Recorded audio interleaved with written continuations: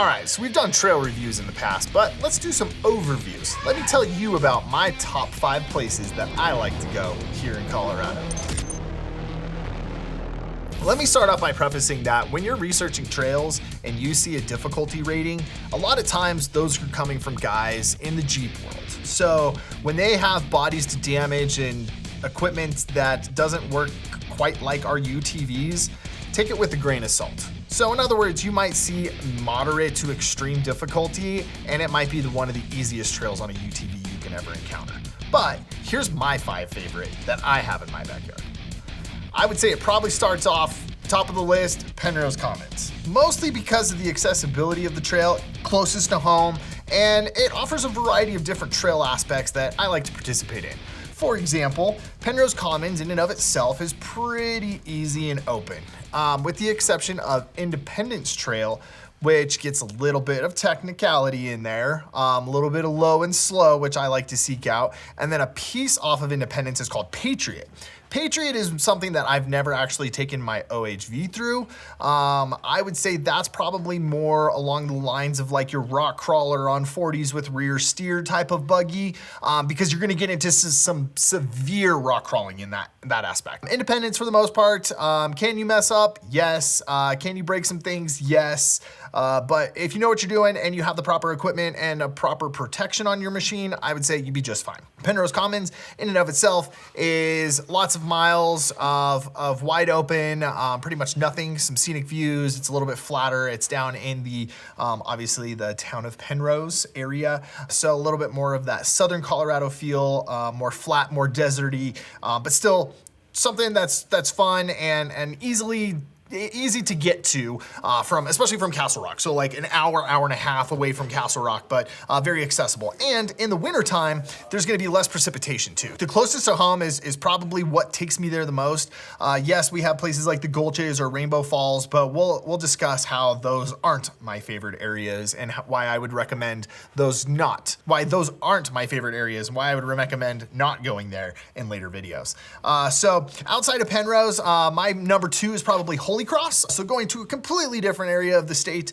Yes, it's a little bit more of a long day trip for us in the Minturn and Leadville area, but it's great. It's definitely one of those trails that we get up super early in the morning to go see, because 1, it takes a little while to drive to, 2, unfortunately, it is a one-way in, one-way out type of trail. So you're gonna probably be looking at a lot more difficulty as far as the rock crawling side of it goes. You go through some pretty technical riding all the way through the trail, and then at the very end of the trail you come to an obstacle called Cleveland Rock, which a lot of people like to play on throughout the course of the day. I've probably seen more people break on Cleveland Rock than I have anywhere else in the state of Colorado. Obviously you have the protection of your vehicle, your high clearance, your low gearing, and everything that goes along with that, but without the gravity pulling against you. I see a lot of rollovers in that area too, just little off-camber climbs, big rocks, and then ledges that aren't very forgiving if you do get off balance. Holy Cross near Minturn and Leadville, like I said, we get up early, we drive there. It's probably a 4-hour drive or so, probably from Castle Rock. It gives us time to kind of get there, grab a breakfast burrito, get on the trail. Parking is a little bit limited, so we definitely pull some pretty big trailers. Getting there early also gives us the opportunity to turn those around, get them pointed in the right direction before it gets too clustered in those parking areas. And then you get up to the top and you're usually working your way down as everybody else is going up.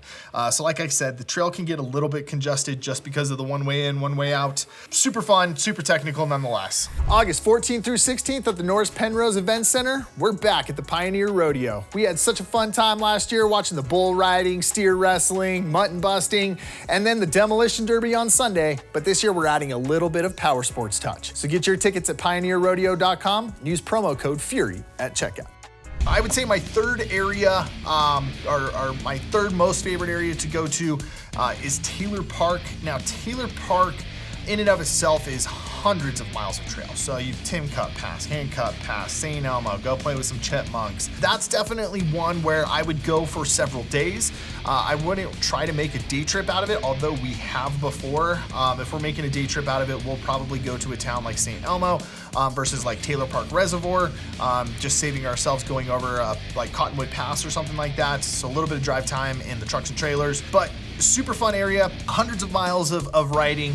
And for the most part, I would say it's pretty easy riding. I explain it like driving over bowling balls all day. So not necessarily very technical, but still beautiful, absolutely cool area. And then someplace you can just ride and ride and ride and never hit the same trail twice. So if you're gonna do Taylor Park the right way, go all the way to the reservoir, go over Cottonwood Pass from my side of things, and plan on staying at least a few days, if not like a week. And then you can check out all the cool trails and kind of do a little bit of down and backs as you go. So tons of open area camping. You also have, like the Taylor Park Reservoir side, you have the trading post.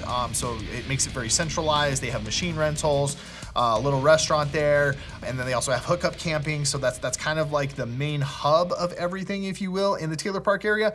But there's lots of dry camping and stuff outside of that as well. So I've taken, fifth wheels, RVs, toy haulers, whatever, down to a number of the little outlet trails and found some really cool spots to tuck myself back into as kind of a home base for the time I spend in Taylor Park. But you can also get out on the lake a little bit too. It's a decent sized reservoir, so it's a pretty fun spot. Out of towner wise, I would definitely recommend Taylor Park. It's going to give you a good taste of what Colorado has to offer when it comes to our outdoors. Another fun one that is on my list is Wheeler Lake. Again, this is one of those down and back kind of trails. It's actually very short, especially on a UTV. This is one of those that you get a handful of Jeepers that go on this trail. So they're gonna make a day about it, and a long day at that, where we're kind of up and back in like an hour or so if you really wanted to. There are a few little technical pieces to the trail that you can bypass if you would like, so you don't have to go through them, but they're kind of a fun few spots to play around on. If you're like me, just kind of go up and down them because you can. Absolutely beautiful spot up top. So Wheeler Lake, hence the name, is the lake that is at the end of the trail. And then there's actually another lake above it. So if you go there, if you're a drone pilot, bring the drone. We always kind of fly a drone up to look at the upper lake because given that Wheeler Lake is the end of the trail, the lake above it is what gets all of the animal attention. So we've seen some pretty cool like moose up there and lots of animals that are checking out the lake that isn't near the humans. The last one on my list, and I have a hard time putting this on my list, but I think it probably comes mostly from my wife's perspective because it is her favorite trail in Colorado. So I always end up doing it, and it's probably not the most technical by any means. There's lots of steep climbs, lots of big hills, but it's really high elevation, and that would be Red Cone. So it's near Breckenridge. You can actually drop down into Breckenridge during lunch, have a great little lunch, just park outside of town. Don't drive those machines into Breckenridge. You get pulled over. Ask me how I know. Nice little lunch spot in Breck. And then you could drive out.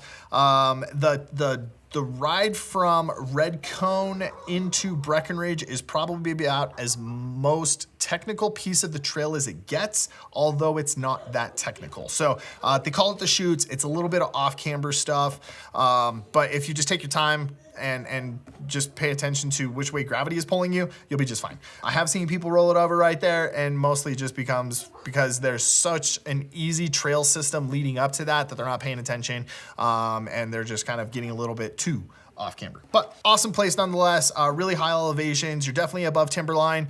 So this area in particular on most winters probably doesn't even open up until late June, early July, just because it is such high elevation that they have to cut these trails out. We get a lot of snow here in Colorado, so they're more of that late summer, early fall. It is also a really cool trail to kind of go see the leaves change, because a lot of the trail is above timberline, so you're looking down on the color changes. So if you go in the fall time, if you pick the right time of year, you get some pretty spectacular views from a lot of the lookouts. And then I would say there's tons of other trails as well. Like those are just kind of like my top 5 list of ones that I make sure I hit on a yearly basis. But if you're looking at Colorado in general, Alpine Loop, There's tons of other areas out there that are really cool that I recommend, just not part of my list. If you have a trail that you want to hear us talk about, or if you're going out and hitting a trail that I haven't talked about, leave a comment, drop a link below, and we'll be sure to touch on it next time. Until then, ride safe, ride fun, stop by, ride Fury.